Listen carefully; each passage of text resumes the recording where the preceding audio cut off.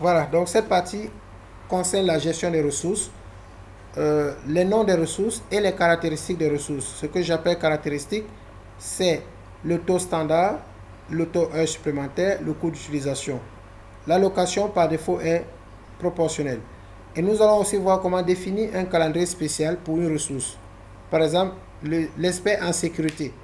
Nous allons nous donner une contrainte. Si cet expert ne travaille que les vendredis et les jeudis, selon une plage horaire, on va voir comment lui affecter un calendrier spécial. Alors, nous avons ajouté une ressource eau consommable qui n'a rien à voir avec ce projet, juste pour vous dire comment travailler, comment gérer ce type de ressources. Pour un début, on saisit le nom de la ressource et le type. Donc, l'expert, c'est bien le logiciel, le formateur, le laptop, les agents. Monsieur connaît, mon problème est au niveau de 10 agents. Je ne suis pas d'accord pour la déclaration. Le problème parle de 10 agents. En réalité, pourquoi 10 agents? Parce que agent devait être considéré comme consommable. Et au niveau de l'affectation, on va dire le nombre d'agents à affecter. Et c'est ce qui fera le prix unitaire de l'agent multiplié par le nombre d'agents, ça lui fait le coût des agents. Voilà pourquoi je l'ai laissé. J'ai écrit 10 agents. Mais vous ne pouvez pas mettre 10 agents ici. Soit vous mettez agent 1, agent 2, agent 3, agent 4 jusqu'à agent numéro 10. C'est 10 agents, mais c'est pas, si vous mettez 10 agents, c'est comme si vous avez déclaré une seule personne qui s'appelle Paul ou Job. Vous voyez votre erreur ici. C'est pour ça que j'ai pris votre travail, parce que je me suis dit que beaucoup de personnes vont le faire, 10 agents.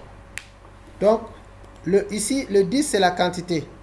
À mon avis, donc, on devait faire, soit vous faites ceci, agent. Au lieu de déclarer comme travail, vous serez obligé de le déclarer comme consommable. Vous voyez? Comme c'est déjà affecté. Un point à ce niveau. Comment? Un point.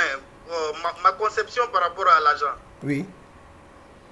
Moi, je l'ai considéré comme ressource de travail parce que la formation, moi, j'ai considéré leur présence durant la séance de formation comme étant en travail. Ok, normalement, l'agent, c'est du travail parce que c'est une personne physique qui peut être évaluée en termes de taux horaire. Je suis d'accord avec vous. Il peut être évalué en taux horaire, taux heure sup aussi. Et même coût d'utilisation. Maintenant, le nombre là, c'est ce nombre-là. Comment vous allez le gérer? Quand vous mettez ici 10 agents, c'est comme si on mettait le nom ici, le nom d'une personne. Ce n'est pas ce 10-là qui va quantifier le nombre d'agents que vous avez. C'est là où j'interviens, quoi. Est-ce que vous comprenez? Le fait d'écrire 10 ici ne signifie pas que vous avez 10 agents. Est-ce que monsieur connaît? Vous comprenez ce que j'explique?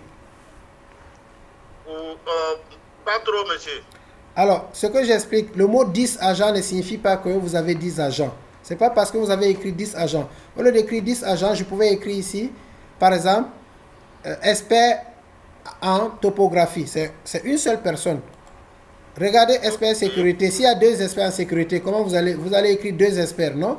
Vous allez mettre expert en sécurité numéro 1, après une autre ligne, expert en sécurité numéro 2. Ok. Donc le fait d'écrire 10 agents ne signifie pas que vous avez vraiment 10 agents dans vos ressources. C'est mal exprimé, c'est mal modélisé.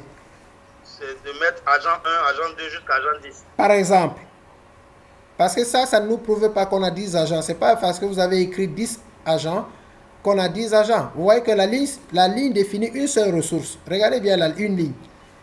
Laptop, c'est un seul laptop. Maintenant, si vous voulez, s'il y a un nombre précis, par exemple ici O, combien de mètres cubes? C'est pour ça que j'ai dit consommable. Parce que les consommables, on va saisir la quantité. Donc agent, on pouvait le transformer en consommable, sachant qu'en affectant l'agent, on va préciser le nombre d'agents affectés. Donc une ressource de type consommable, on définit ici l'unité, par exemple le mètre cube. C'est pour ça que je veux expliquer mieux ce type-là. Donc quand c'est consommable, on définit l'unité. Si agent était consommable, si par exemple je dis ici, je prends un autre que j'appelle employé. Au lieu de dire agent, je prends employé, je l'appelle employé. Ici, je l'appelle consommable. Et ici, l'unité, c'est le nombre. Voilà, à mon avis, soit je fais ceci, Et quand je vais affecter, je vais dire le nombre d'employés à affecter. Sachant que pour la tâche X, je peux mettre 2 employés. Pour la tâche Y, je peux mettre 3. Pour la tâche Z, je peux mettre 4. Et au total, je ne peux pas dépasser 10. Donc la gestion des ressources doit être méticuleuse. Monsieur, une question. Oui. Moi, quand j'avais mis 10 agents comme ressources de travail, Oui. dans le coût standard des ressources, j'avais évalué le coût de tous les 10 ressources en un coût unique. C'est possible. Ça aussi, c'est une modélisation possible. C'est-à-dire que les 10 agents, s'ils coûtent 10 millions, vous allez dire que 10 millions ici. 100 millions. Voilà. Oui. Voilà. Si, le coût total. Maintenant, Exact. Maintenant en ce moment, quand vous mettez heure sup, moi je pense que si vous le faites, vous ne devez pas mettre taux horaire ni heure sup. Vous devez dire coût d'utilisation. C'est-à-dire que c'est un coût qui n'est pas lié au taux horaire ni aux heures sup. Okay. Vous deviez définir plutôt le coût. Par exemple, moi, si je viens faire un projet, dans les projets où on m'appelle les sociétés, on me paye pas par heure. On va me dire, on négocie. Ils disent, nous avons une formation de 12 agents, mais voilà notre budget. Vous savez, ils nous disent, voilà mon budget. Nous avons besoin de formation, 5 jours de formation, 4 heures par jour et tout. Mais notre budget, c'est 1 million, 5 millions, 3 millions, 100 000. Vous voyez, ils lancent un appel d'offres. Donc, quand moi je viens former, par exemple, on ne me paye pas par heure, mais c'est sur un forfait. Moi, je n'avais pas compris alors la notion de coût d'utilisation. Okay. Moi, j'avais compris le coût d'utilisation comme le coût généré par la ressource après son coût, son salaire standard et supplémentaire. Non, non. Par exemple, si on a quelqu'un qu'on paye à 10 000 l'heure et le jour de son utilisation, on doit la louer un véhicule, on doit lui donner à manger, et ainsi de suite. Moi, je pensais que c'est ça le coût d'utilisation. Non, le coût d'utilisation, c'est par exemple si je dois venir en Guinée là-bas faire une prestation. On va négocier. Oui. On va négocier pour mes honoraires. Oui. Mais mon billet d'avion, mes frais d'hébergement et tout, ça fait pas partie. Je vous dis, mes honoraires, c'est ça. Mais mon coût d'utilisation, c'est le coût qui n'est pas lié à mon taux horaire, à ma négociation. Donc, tout ce que vous allez prendre en charge, l'hébergement, la nutrition, les déplacements, les dépaysements, tout, c'est un autre coût. C'est ce qu'on appelle coût d'utilisation. Ce n'est pas lié au taux horaire. Je donne un exemple simple ici, surtout à Dakar. Quand vous avez affaire à un courtier, le courtier, son coût d'utilisation, selon ce que vous voulez, si c'est une chambre, par exemple, il vous dit, pour mon déplacement, c'est 5 000. Oui. C'est un coût d'utilisation. C'est-à-dire que vous lui donnez tout de suite 5 000 francs pour qu'il vous montre le local. Oui. Ouais. Que vous preniez ou pas. Donc, il a un coût d'utilisation qui est d'un montant X en fonction du besoin du client. Si c'est un appartement, peut-être il va vous dire 15 000 mon déplacement. Et moi, nous aussi, des prestataires, les freelances, s'il y a ensuite, on doit intervenir sur un logiciel dans une structure, on t'appelle, tu dis, bon, mon déplacement coûte 20 000 francs ou 25 000 francs, sans détecter la panne, sans diagnostiquer. Et c'est ça un coût d'utilisation. Donc, ils vous envoient par un transfert local, transfert parmi les transferts qui existent, ils vous envoient le montant pour votre déplacement. C'est un coût d'utilisation. Est-ce que c'est un peu clair la notion de coût d'utilisation? Oui, monsieur, par exemple, pour un ouvrier qui a un taux horaire. Oui. Et maintenant, à qui on fournit de la nourriture. Oui. À qui aussi on paye le transport. Oui. À qui on a fourni de l'hébergement pour son travail. Oui. Comment ces coûts-là seront quantifiés en qualité d'MS Project? Justement, c'est vous qui devez savoir combien il vous coûte. C'est-à-dire, vous savez son taux horaire. Mais vous prenez votre calculatrice avant de renseigner. Projet, lui, il n'est qu'un outil qui reçoit les données. Maintenant, vous savez que cet ouvrier, vous lui payez par jour. Hein, parce que je vais montrer aussi tout à l'heure comment faire les taux par jour. Quand vous parlez d'ouvrier, je vois déjà par jour et non par heure. Parce que au lieu de mettre heure, on fait /jour. On peut faire le taux par journalier. Donc, si on lui donne 3000 jours, maintenant, s'il y a les coûts additionnels, c'est à vous de les calculer et savoir qu'il a un coût d'utilisation additionnel de X pour la journée ou bien pour le mois. Donc, c'est vous qui calculez les différents coûts que vous venez de mettre en place. Son plat coûte combien? Son plat coûte 5 000 francs guinéens, etc. Vous faites la somme de tout et vous mettez dans le coût d'utilisation. Ok. Donc, quand je mets le coût d'utilisation, j'ai plus besoin de coûts d'heures supplémentaires de taux standard. Non, vous devez comprendre. L'heure supplémentaire, ça dépend de votre gestion. Soit vous mettez son taux par jour à part et vous mettez son coût d'utilisation, soit vous mettez tout dans le coût d'utilisation. C'est à vous de voir. Ça dépend, vous voyez, les projets sont ouverts.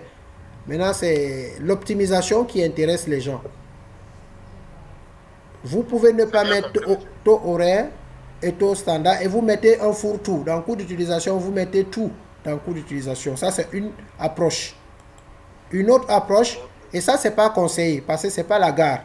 C'est là où les gens essaient de faire des surfacturations. Parce que quand tu mets tout ici, tu pourras pas, c'est pas éclaté. Tu peux pas expliquer aux gens demain l'éclatement de cela. C'est là où vous essayez de vous enrichir aussi un peu. Parce que vous donnez un coût et personne ne peut facilement le justifier. Alors que si vous dites ici taux horaire, par exemple, 5 000 francs de l'heure, et dans le coût d'utilisation, vous pouvez, quand vous allez faire les rapports, MS Projet vous dit, voilà, pour les taux horaires, voilà le montant global. Pour les coûts d'utilisation, voilà. Donc, c'est une façon de faire comme ce qu'on a fait le WB, c'est une décongestion des choses. On ne fait pas un fourre-tout. Ok. Voilà, il est mieux de savoir quand même, de quantifier au millimètre près la gestion des ressources. Okay. Voilà, donc, bien compris. Ok, merci. Expert en sécurité, on va y aller. C'est le type travail, je suis d'accord. Étiquette, il n'y a pas d'étiquette parce que c'est une ressource de type travail. Les initiales, c'est à vous de donner les initiales et de faire tout pour ne pas avoir les mêmes initiales partout. C'est pas important, c'est pas très important. Le taux standard de l'expert, vous avez prévu combien? 500 $ par heure. Je vais maintenant corriger quelque chose ici. Si on l'évalue par jour, au lieu de slash heure, vous mettez par exemple 1500 $ slash J. Quand vous mettez slash J, l'évaluation est par jour. Ok. Donc, c'est juste pour apporter un plus. Parce qu'en général, c'est par heure, c'est généré. Mais comme vous avez parlé d'ouvriers tout à l'heure, dans certains projets, on gère les ouvriers par jour et non par heure. Donc, si c'est par heure, on laisse par défaut, c'est slash H. Par jour, c'est slash J. Voilà. Etc. Par année, slash A. Par mois, slash M. Par semaine, SM, etc. Donc, à vous de voir les unités qu'on a vues dans les fonctions avancées. Okay. Je remets votre montant, c'était 500. Donc, j'explique un peu, hein, c'est la même explication. Mais c'est devant, c'est devant. Pardon? Ça, c'est le taux supplémentaire que vous êtes en train de suivre. Ah, d'accord, c'est là. 500, ok. 500 par heure. Par défaut, c'est par heure. Heure sup, c'est à votre choix. C'est vous qui avez dit 600. Mais heure sup doit être supérieur à taux standard. Donc, celui qui me fait un projet en mettant heure sup inférieur, je dirais peut-être qu'il n'a pas compris les principes. Et j'ai des tas de projets que je reçois parce qu'ils font de manière... Ils s'amusent, mais je dis on s'amuse, mais on est cohérent dans nos amusements. C'est fictif, mais un peu logique. Vous ne pouvez pas dire taux standard 500 et heure sup, vous mettez 300 ou 200. Je dirais que ce candidat fait bien son jubilé, quoi. Coût d'utilisation, je ne sais pas, je ne peux pas définir, je ne peux pas vous critiquer ici, mais si vous deviez exposer, j'allais vous poser la question, que représentent les 300 $? Vous pouviez me... C'est une seule question que je pose aux deux, hein. Je regarde votre travail et je pose une question. Vous allez me justifier que ces 300 $ représentent ces frais de transport, je ne sais pas, etc. Logiciel, vous l'avez défini comme coût. Mais je suis resté dans ma soif parce que je n'ai vu nulle part où vous avez affecté le logiciel dans votre travail. Vous voyez, votre travail est là. Je ne vois nulle part où vous avez affecté le logiciel. Je croyais que vous allez le mettre en formation du personnel. C'est vrai que pour mon cas, moi, je fais complètement oublier. Voilà. Alors, j'insiste, hein, le logiciel, maintenant, on va voir ensemble comment l'affecter. Une ressource... Par contre, monsieur, excusez-moi. Oui. J'ai vu ces formateurs, j'ai vu le laptop. Moi, est-ce que je n'ai pas fait cet exercice, hein? Moi, pour l'entrepôt. Oui. Non, on n'est pas dans l'entrepôt. On est dans l'exercice standard, sécurité. Oui, le premier, oui. Okay. C'est bon, on peut continuer.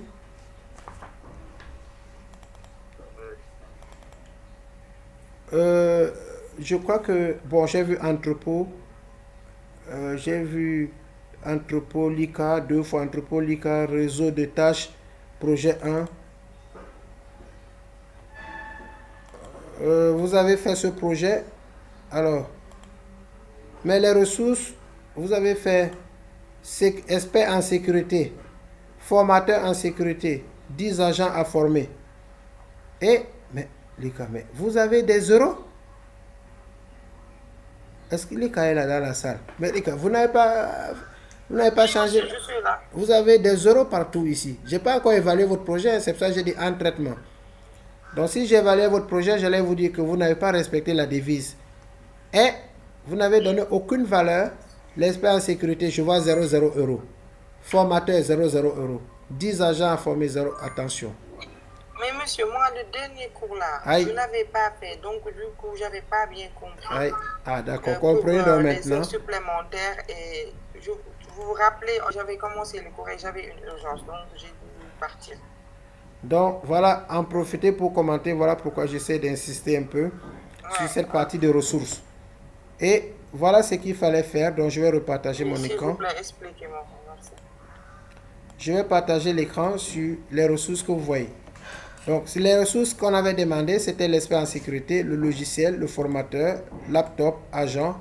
J'ai ajouté tout à l'heure eau et employé pour mieux expliquer la notion de ressources consommables. Maintenant, je vais commencer par l'expert. L'expert, le type c'est travail. C'est une ressource humaine. Parce que le travail, on l'a dit, indique si la ressource de type travail comprend les personnels et les équipements.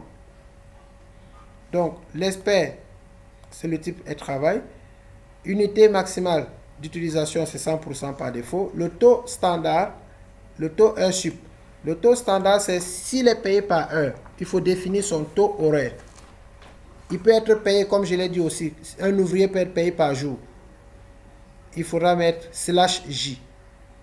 Donc, ici, lui, il a proposé pour l'expert en sécurité 500. Je ne vous ai pas donné de prix, quoi. Je vous ai dit à votre appréciation. L'expert en sécurité, il a proposé $500. Taux standard, c'est-à-dire le taux par heure de travail. C'est-à-dire c'est quelqu'un qu'on paye par heure, comme les enseignants, comme beaucoup d'autres personnes. Le taux heure sup, même les employés dans les bureaux, il y a les systèmes, si vous regardez l'impôt sur le revenu et la TRIF, vous regardez un bulletin, vous allez voir la formule de nombre d'heures par semaine et le taux horaire. Ça, c'est même au niveau comment on appelle, l'IPRES et tout, on donne ces informations sur les bulletins de salaire. Donc, le taux heure sup doit être supérieur au taux standard. Il a proposé $600, je suis d'accord. Le coût d'utilisation, je l'ai expliqué encore longtemps tout à l'heure en disant que c'est le coût qui n'est pas lié au taux horaire ni aux heures sup. Et j'ai donné l'exemple d'un courtier qui prend 5 000 francs pour vous trouver un magasin par exemple, ou bien 10 000 francs, sans la commission. Donc s'il dit 10 000 francs, les 10 000 francs c'est son déplacement pour vous montrer le magasin. Maintenant, comme le courtier ne peut pas avoir de taux standard ni de taux horaire, vous allez mettre dans le coût d'utilisation et ces 10 000 francs et ce que vous allez lui donner. Par exemple, si on avait une ressource de type courtier ici, on allait d'abord mettre 10 000 plus peut-être les 30 ou les 50% du prix du magasin. En général, c'est comme ça qu'il fonctionne. Donc, voilà la notion de coût d'utilisation. Et en expliquant... Oui. Je crois avoir rencontré un souci avec l'adresse mail que vous avez envoyée. Du coup, je tiens à vous informer que moi, j'ai bien respecté le délai concernant cet exercice. Vous avez respecté? Le délai. Ah, d'accord. Et j'ai écrit que vous n'avez pas respecté les délais. Votre adresse mail, il y a une erreur. Il y a une erreur? Oui. Quand? Lors dans l'exercice. Vous avez écrit... Mais l'adresse que j'avais envoyée, il n'y avait pas d'erreur? Si. Parce que mon devoir n'est pas parvenu à l'adresse. Et pourquoi les autres sont venus? Les autres ont pris quelle adresse? C'est pas la même adresse. C'est ça qui m'étonne. Non, regardez le fichier que j'ai envoyé. Email de prof@gmail.com. Oui. C'est ça qui ici est trouvable. Non, pas ce que je viens d'envoyer tout de suite. Tout de suite, j'ai corrigé. Mais ce que j'avais envoyé avant. Ce que j'avais envoyé avant, il n'y avait pas d'erreur. Bon, je vais l'afficher. Je vais l'afficher tout de suite, vous allez voir. C'était le TP du 11.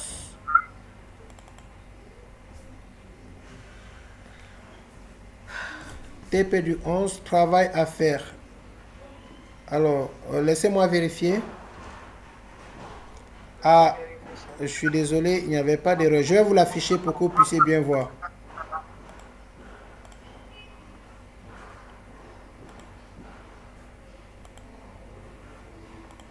Regardez, ouvrez bien les yeux, vous allez voir ce qui est affiché en bas de page.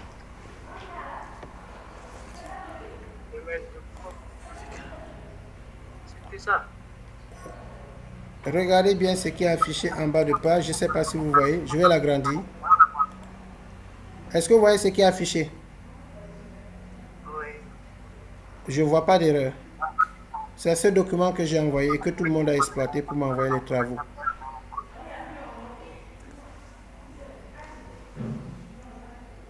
Donc, si vous parlez, peut-être vous parlez du mail que je viens d'envoyer et que j'ai corrigé. Et que je vais envoyer encore pour mieux étayer. Parce qu'il y a des gens qui ne sont pas en salle qui risquent de voir ça dans le groupe.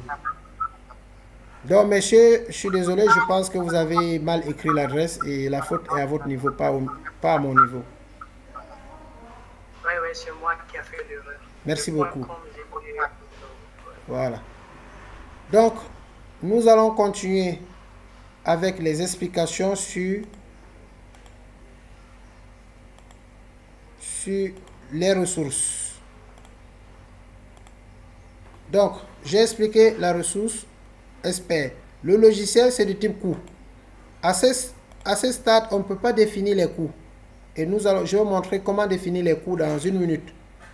Donc, les coûts, quand c'est une ressource de type coût comme le logiciel, on met juste le type.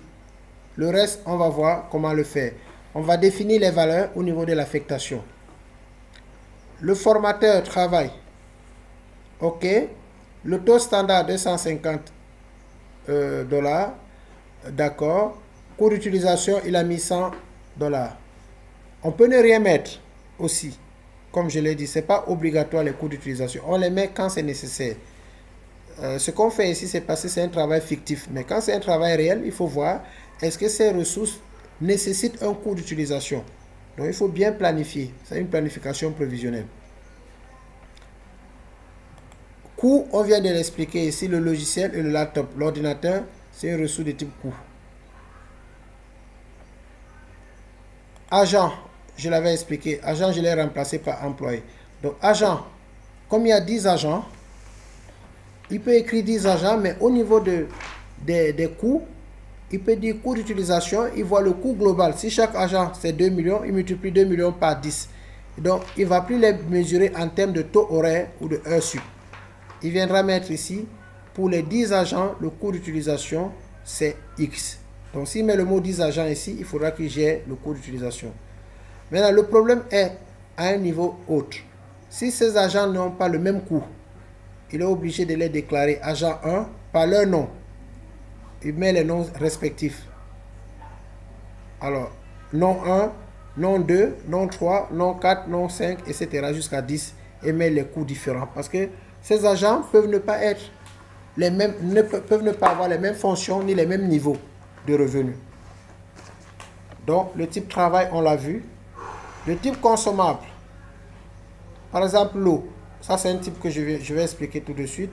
L'eau est de type consommable. On met l'unité, le mètre cube. Si c'est le fer, on allait mettre ici la tonne. Maintenant, taux standard. Regardez bien, quand je prends eau, il n'y a plus d'heure sup parce que l'eau ne peut pas être évaluée en termes d'heure sup. Donc, Microsoft Projet bloque tout ça. On ne peut rien saisir. Par contre, au niveau de taux standard, c'est le prix du mètre cube. Alors, si le mètre cube est 2 $, par exemple, on met ici 2. Mais non, normalement, je devais mettre 1,5 $ parce que le mètre cube, en général, c'est 700 francs. On peut dire 1 dollar ou 2 dollars ou 1,5 dollars. Donc ici, au lieu de 2 dollars, je mettrai 1,5. 1,5 dollars. Voilà, 1,5 dollars, c'est le prix du mètre cube d'eau. Donc quand vous avez une ressource de type consommable, on met ici l'unité. Employé, par exemple, si je dis que l'employé est consommable, je dirais ici que quel est le prix unitaire. Le prix unitaire d'un argent, il me coûte combien? S'ils ont le même prix, par exemple une dizaine de personnes qui ont le même prix, je dirais ici, par exemple, 5000 dollars. Je donne à tout hasard. Un argent me coûte 5000 dollars. Je mets ici le prix unitaire de l'argent. Donc, employé peut être consommable. Ça dépend de comment je vais gérer les employés. Si je les gère comme en termes de nombre et du prix unitaire d'un employé, je peux appeler consommable. Donc, il n'y a pas de règles fixes pour gérer les types. Même l'eau, au lieu de consommable, vous pouvez l'appeler coût, sachant que vous avez son coût unitaire. Ici, c'est un jonglage et il faut bien comprendre le projet. Mais on a 3 types. On a travail, coût et consommable. Et il faut savoir gérer, savoir que si on prend le type consommable, il faut forcément définir le prix unitaire. Vous voyez que les autres, je n'ai pas parlé du prix unitaire. Mais quand c'est un consommable, on définit le prix de l'unité. Mètre cube, quel est le prix de mètre cube? Employé, quel est le salaire ou ce qu'on donne à l'employé pour une période. Voilà l'explication. Si vous avez compris, s'il n'y a pas de question, il nous restera juste l'affectation de ces ressources aux tâches. Mais il faudra, quel que soit le projet, vous devez être capable de savoir qu'il n'y a que 3 types de ressources et savoir définir ce tableau. Pour chaque type, remplir les différentes colonnes. Pour chaque type, le type coût est le plus simple. Quand vous prenez coût, il n'y a rien à définir. Ça, il faut aussi le noter. Notez bien, hein, vous le notez quelque part. Quand vous prenez le type coût, il n'y a rien à définir. On va définir le coût au niveau de l'affectation. Voilà. Voilà ce que je pouvais dire sur les ressources. Je vais enregistrer cette partie qui a fait 27 minutes.